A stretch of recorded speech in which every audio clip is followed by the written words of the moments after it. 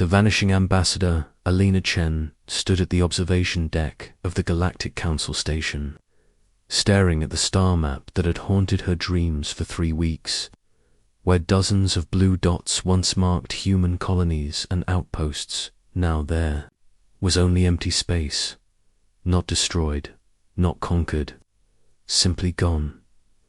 The silence from Earth's direction felt like a physical weight pressing against her chest.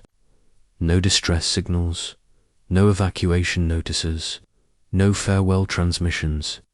One day, humanity was arguing trade agreements and border disputes in the council chambers. The next day, every human world had gone dark. Alina pressed her palm against the cold viewport. She was the only human left in council space, stranded by circumstance and now abandoned by her own species. Her transport back to Earth had been delayed by a diplomatic crisis on Kepler Station. By the time she could arrange passage home, the jump gates had sealed themselves. Every attempt to contact Earth met with automated responses stating that human space was closed to outside traffic. The soft hiss of the chamber doors announced an arrival. Alina didn't need to turn around to recognize the heavy footsteps of High Counselor Vextar. The massive Saurian leader moved with the deliberate grace of a creditor, his emerald scales catching the station's artificial light. Ambassador Chen. Vextar rumbled, his voice like distant thunder. The council has reached a decision regarding your people's departure. Alina finally turned to face him. Vextar stood nearly 8 feet tall, his reptilian features betraying nothing of his thoughts. Behind him, she could see the slender form of Captain Geel, the manted military advisor whose compound eyes reflected the light like black mirrors. "And what decision is that, High Counselor?" Alina asked, keeping her voice steady despite the knot growing in her stomach. Vextar's tongue flicked out briefly, tasting the air. "We believe your species has not truly abandoned the galaxy. Our scouts have discovered something disturbing." Captain Geel stepped forward, her 4 arms moving in precise, mechanical gestures as she activated a holographic display. The image showed a barren asteroid field in what used to be human territory. But as the resolution increased, Alina could see structures built into the rocks, sophisticated arrays and monitoring equipment, all bearing the distinctive angular design of human technology. These installations were hidden. Geel clicked, her mandibles creating a staccato rhythm, camouflaged beyond our detection capabilities. "We have found 17 similar sites across 7 sectors." Alina's heart raced, but she kept her expression neutral. Perhaps they're automated research stations. Humanity has always been curious about the universe. Vextar's laugh was a low growl. Research stations that activate only when approached by non-human vessels. Research stations equipped with quantum communication arrays pointed directly at Earth. "No, Ambassador. These are surveillance networks." The hologram shifted to show intercept data. Alina recognized the encryption patterns immediately. These weren't just monitoring stations. They were part of something much larger.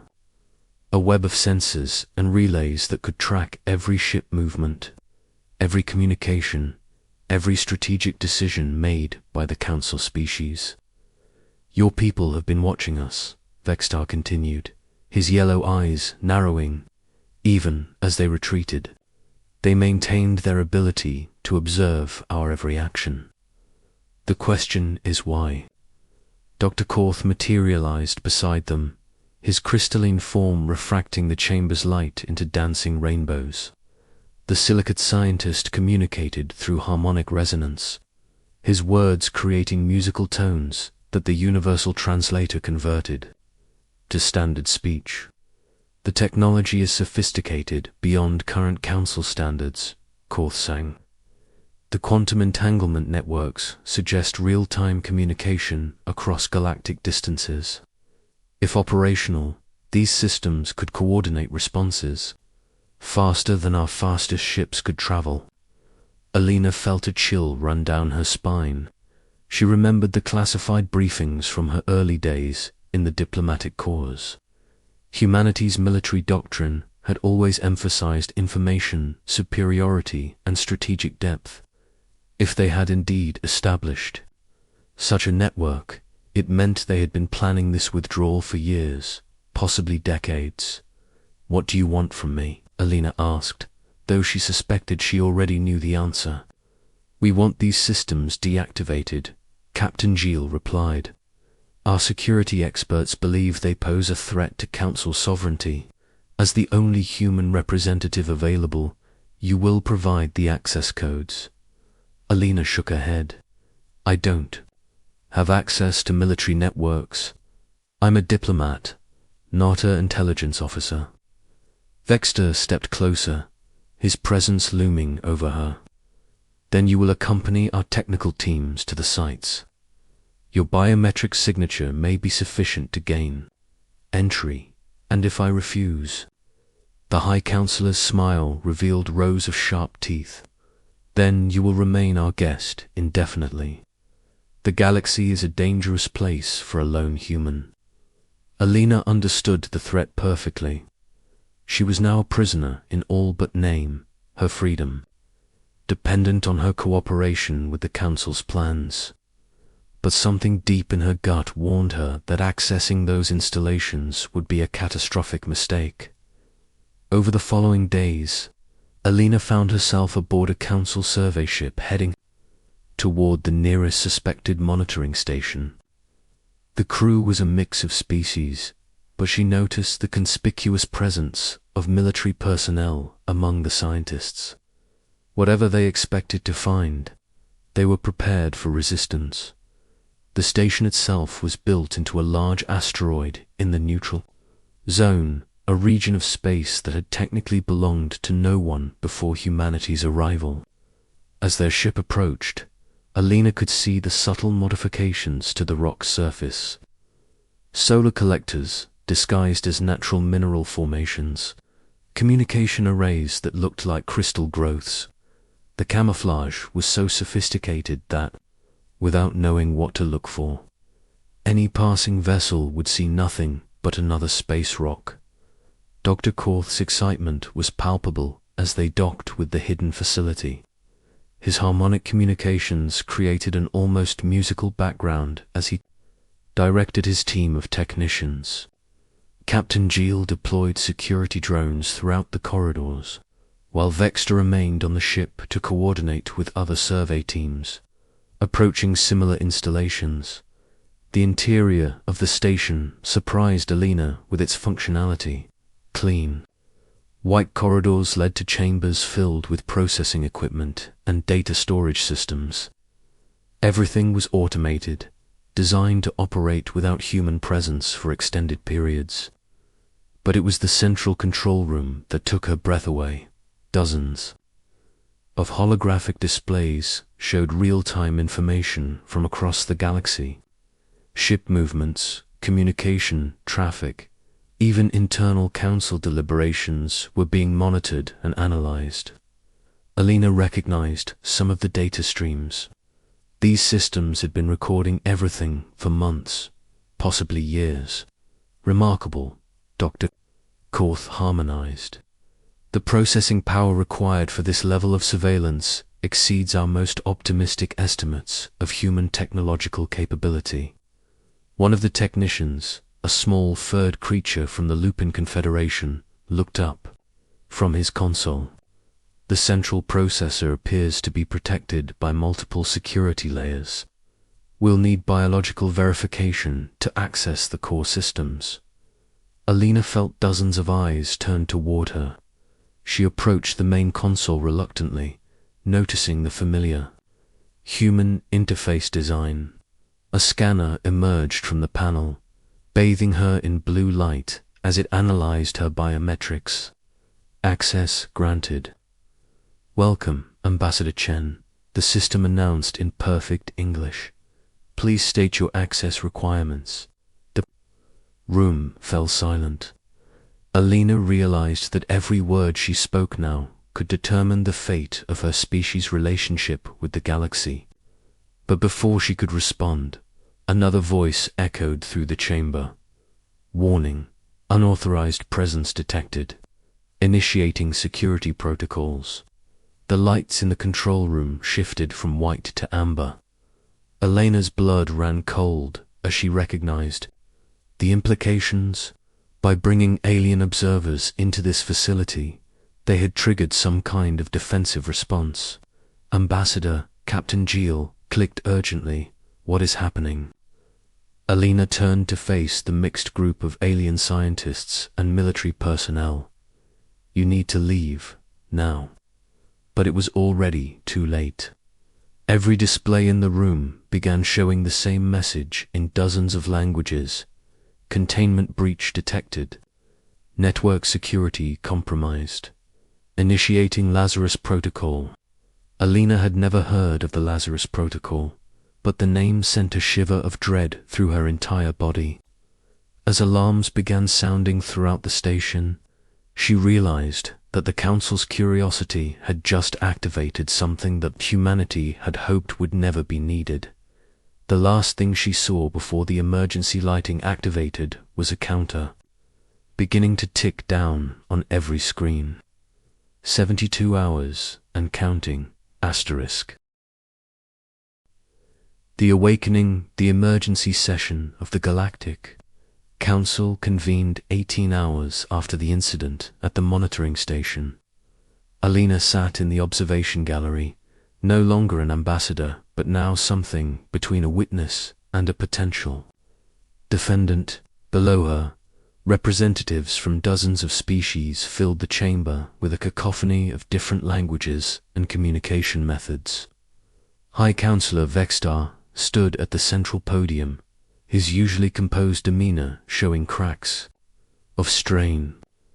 The situation has escalated beyond our initial projections, he announced, his voice carrying across the chamber through the Universal Translation Network. As of 6 hours ago, 17 human monitoring installations have simultaneously activated. Across the galaxy, Captain Geel's image appeared on the main display, transmitted from her command ship in the outer systems. The installations are no longer passive observers.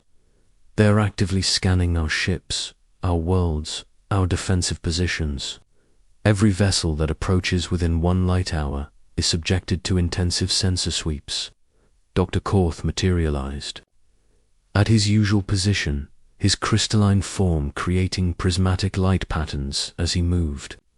More concerning is the quantum communication traffic we're detecting. The stations are exchanging vast amounts of data in real time. They're coordinating their activities. Alina watched the proceedings with growing dread. She understood the implications better than most of the council members. Humanity hadn't simply abandoned the galaxy. They had prepared for this exact scenario. One of the younger delegates, a cephalopod from the deep ocean worlds, raised several tentacles in the gesture for attention. Has anyone attempted direct communication with these installations? Perhaps they will respond to diplomatic contact. Vextar's expression darkened. We have tried. The installations acknowledge our transmissions, but provide only automated responses, stating that human space remains closed to outside contact. The debate continued for hours, with various species proposing different approaches. Some advocated for military action, others for patient diplomacy. But Alina noticed that the countdown displayed on every human installation continued to tick down, now showing 51 hours remaining.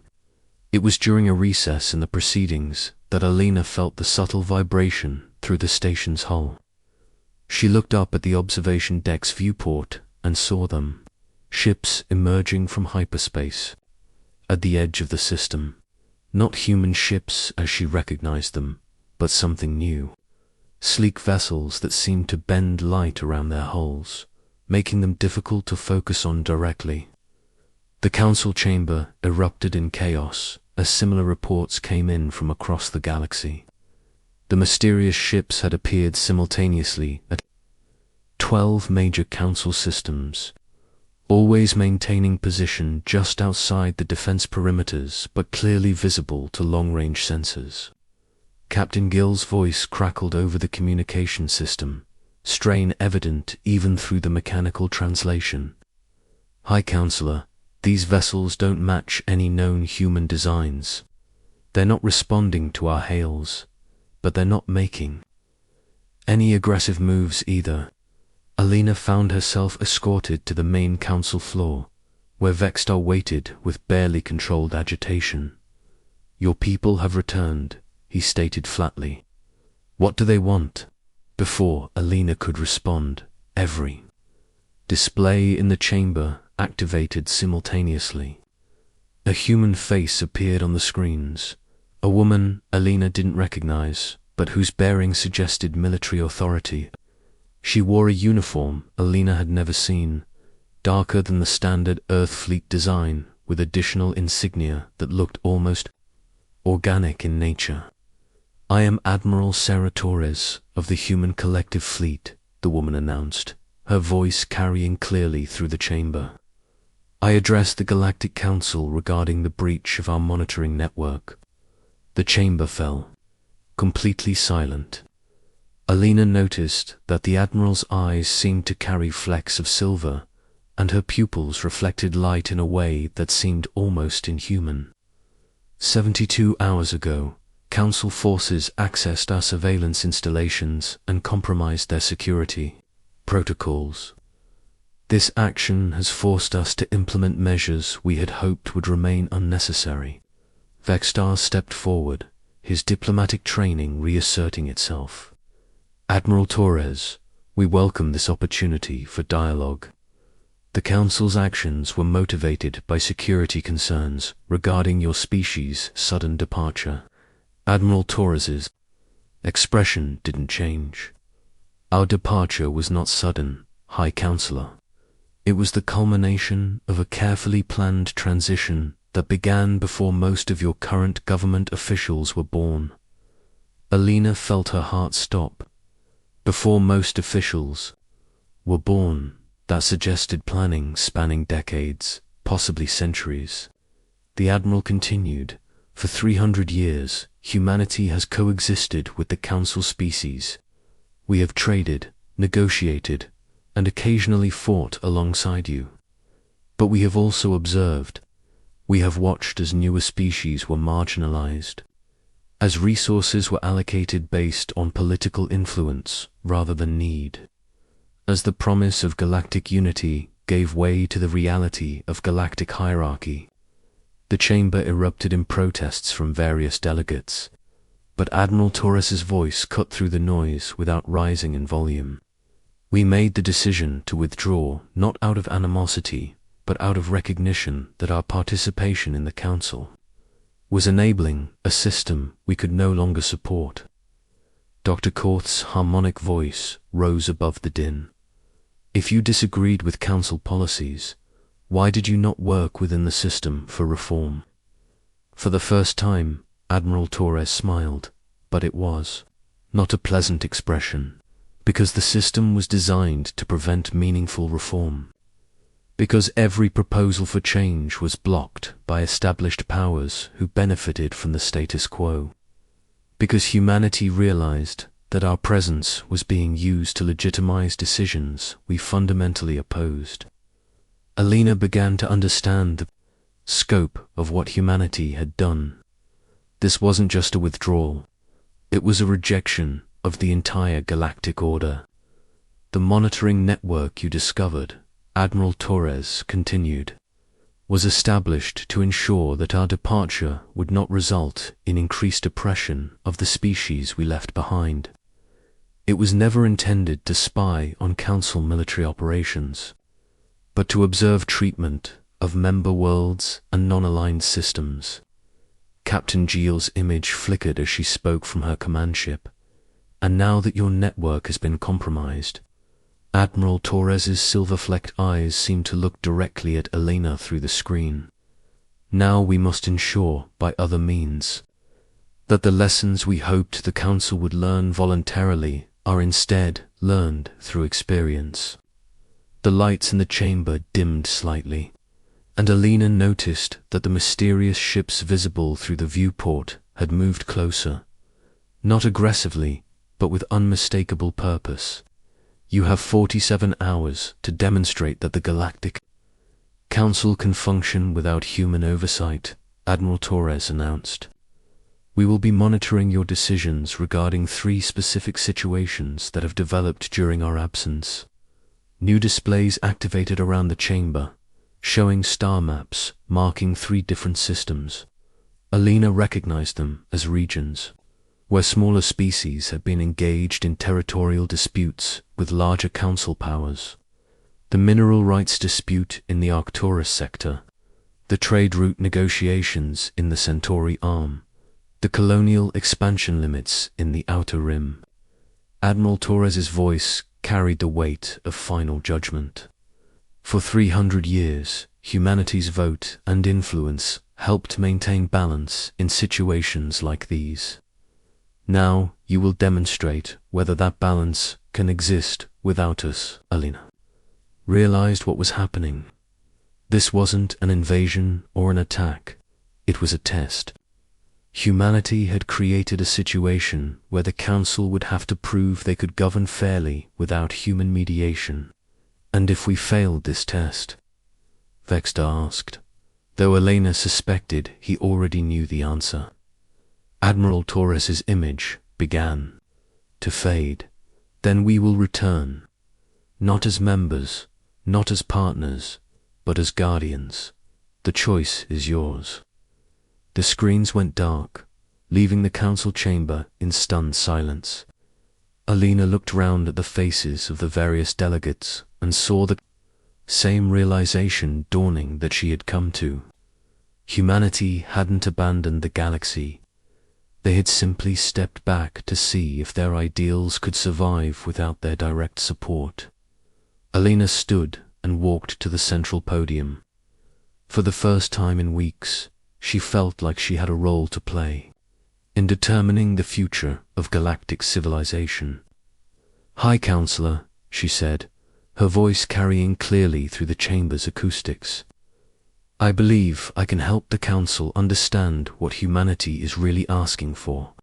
As the countdown continued towards 0, Elena prepared to help forge a new understanding between humanity and the galaxy they had chosen to leave behind.